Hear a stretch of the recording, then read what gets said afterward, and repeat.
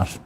Përmendet sankcionet, përmendet edhe ruajtjen e raporteve me aleatët tonë, ndoshta më në fokus e keni fjalën për Shtetet e Bashkuara të Amerikës, sa e konsideroni se zonja Osmani në këto 5 vitet e fundit ishte ndoshta faktori kyç për ruajtjen e këtyre raporteve, faktori kyç pse u hoqën sankcionet e vendosura nga Bashkimi Evropian ndaj Kosovës? Në fakt ka qenë adresa e vetme në institucionet e Kosovës që ka qenë adrese sigurisë e partneritetit me Shtetet Bashkuara të Amerikës.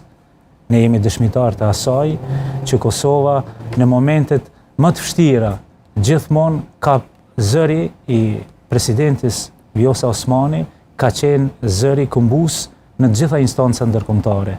Dhe zëri i saj ka ndikuar që Kosova të shpërthej në atë izolimin ndërkombëtar që e ka pas për periudha jo të shkurta.